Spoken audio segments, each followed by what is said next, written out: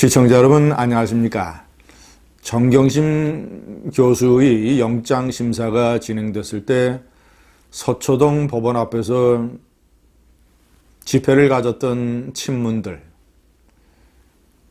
영장이 발부된 후에 그들의 표정이 어떨까 대단히 궁금했습니다. 텔레비전에 비친 모습 중에 하나는 엉엉 우는 사람이 있었습니다. 많은 사람들이 실망과 분노를 나타냈습니다.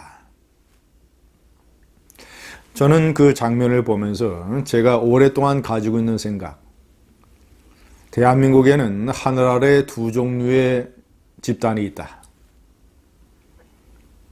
이 두 종류의 집단은 조국 사태면 조국 사태, 또는 제가 옆에 쭉 열거를 해놨습니다만은 천안문이면 천안함이면 천안함, 인원고 사태면 인원고 사태, 각종 중요한 시국 사건이 터질 때마다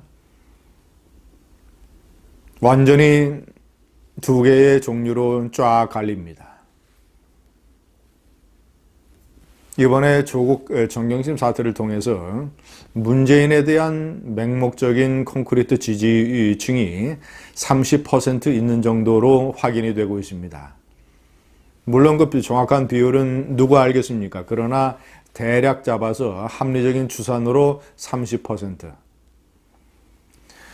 이들은 서초동 집회에서 조국 수호를 외쳤고 도저히 상상이 안 되는 구호, 정경심 사랑해요를 외쳤습니다. 저는 이들이 지나온 사건뿐만 아니라 앞으로 한국 사회에 예정된 많은 시국 사건 또는 정치적인 쟁점, 이런 고비마다 이 30%의 콘크리트층이 상당한 목소리를 낼 걸로 생각이 됩니다. 그리고 자유우파는 내년 4월 총선, 2022년 대통령 선거 모두 다 이 존재를 감안을 해서 전략을 세우고 대응책을 마련해야 됩니다. 하늘 아래 두 종류의 사람들. 저는 정경심 영장 발부에 대한 많은 사람들이, 특히 저 좌파 대깨문들의 반응이 대단히 궁금했습니다. 더불어민주당은 아예 논평을 내지 않았습니다. 입의 짝글을 채웠습니다. 그도 그럴 것이 무슨 할 말이 있겠습니까? 조국의 인사청문회와 국정감사에서 조국을 방어하느라고 호위무사를 하느라고 땀을 뻘뻘 흘렸던 의원들, 대표적으로 송기헌, 표창원, 김종민, 이철희, 이런 의원들. 그런 의원들은 지금 정경심 구속에 대해서 뭐라고 얘기를 할까요? 그리고 제가 여러 차례 통렬하게 비판을 했던 조국 수호의 부질없는 투쟁에 나섰던 좌파 지식인들, 조국이 정직하다, 조국만한 맷집이 없다, 조국만한 인물이 없다라고 얘기했던 조정래, 그리고 맨 앞에 나섰던 공지영, 안도현, 이목상, 황석영, 김어준, 유시민, 역시 제가 얘기한 대로 김제동과 주진우, 좌파 문재인 정권의 나팔수 농객 중에서 그래도 돈을 제일 많이 버는 사람들, 그런데 조국 사태에서는 침묵했던 사람들, 김제동과 주진우, 이 두 사람은 속으로 자신들이 얼마나 현명한 판단을 했는지, 자신들의 생각과 결정이 얼마나 옳았는지 속으로 쾌재를 부리고 있을 겁니다. 자, 그리고 정의당, 제가 5번째에 명기를 해놨습니다만은, 정의당은 구속영장 발부의 법원 판단을 존중한다 하면서도 최종 판결을 지켜봐야 된다라고 얘기를 했습니다. 정의당이 무슨 할 말이 있겠습니까? 정의당도 차라리 민주당처럼 아무런 입장을 발표하지 않는 게 났을지 모릅니다. 노회찬이가 얘기했던 6411번 버스의 정신은 도대체 어디로 갔습니까? 저런 조국과 정경심과 조국 가족을 옹호하고 무슨 검찰개혁의 대의를 위해서 조국을 데스노트에서 지워버린다라고 하는 이런 정의당도 지금 현재 정경심 구속에 상당한 충격을 받았을 겁니다. 이 콘크리트층 30%가 어떤 생각, 어떤 중요한 시국 사건에 관해서 완전히 조국 수호, 정경심 사랑 같은 구호와 맥을 같이 하는 주장들을 해왔는지 이것을 우리가 살피고 확인하고 기억해야 앞으로 발생하는 모든 시국 사건에서 이들의 행동 노선을 예측할 수 있습니다.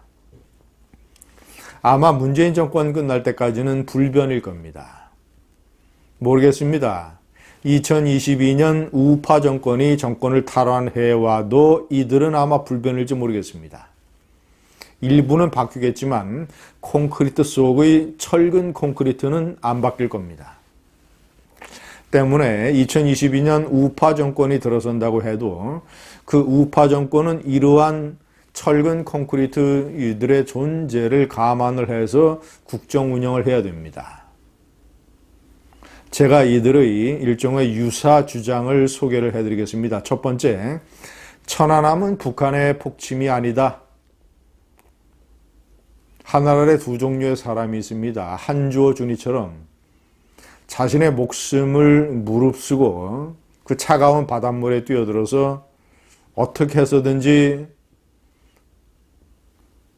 천안함 사건의 해결에 도움을 주려고 했던, 결국 차가운 바닷물에 희생이 됐던 한주호 준이 같은 사람이 있는가 하면 문재인처럼 2년 반 동안 천안함 폭침을 부인하다가 대통령 선거를 앞두고 표가 급하니까 슬그머니 인정을 한 이런 눈치파 유시민처럼 천안함 폭침은 소설이라고 얘기했다가 경기도지사 선거에서 미끄러진 유시민. 두 번째, 세월호의 진상규명을 더 해야 된다라고 주장하는 게 비슷한 주장입니다. 대표적으로 이낙연 총리는 세월호를, 그러니까 이 누워있던 세월호를 바로 세우면 새로운 의혹들이 본물처럼 쏟아질 거라고 얘기를 했습니다.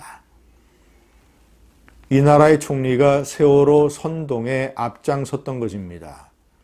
이 발언은 이낙연의 미래에 두고두고 부담으로 작용할 겁니다. 자, 그리고 최근의 세월호 유가족들의 행태. 검찰이 조국 가족 사건을 철저하게 수사하니까 조국 장관을 수사하듯 세월호를 재수사해야 된다는 터무니없는 주장을 내놨습니다. 이미 수차례의 국정조사, 국정감사, 감사원의 감사, 검찰의 수사, 법원의 판결, 그 세월호 특조위의 조사, 이러이러한 것들로 인해서 모든 진상이 거의 상세하게 규명된 세월호 사건을 또 이런 식으로 철근 콘크리트들은 이용을 하려고 합니다. 세 번째, 지난 2월 말 베트남 하노이에서 열렸던 미북 회담의 결렬. 그 결렬의 책임을 미국 트럼프에게 돌리면서 미국을 공격하고 자유우파를 공격하는 이 세력들, 친북 세력.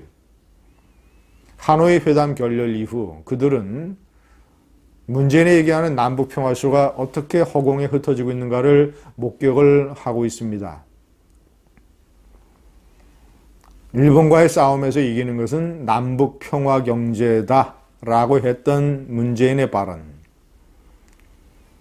문재인이 시정연설에서 평화경제를 강조한 직후에 김정은이는 금강산에 있는 남측 시설이 꼴보기 싫으니까 전부 다 철거하라고 지시를 했습니다. 삶은 소대가리, 오지랖,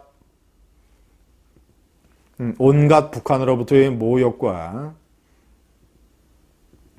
개밥그릇 신세가 되어버린 이런 이 정권의 대북 정책, 그럼에도 불구하고 이것을 옹호하는 유사한 주장입니다.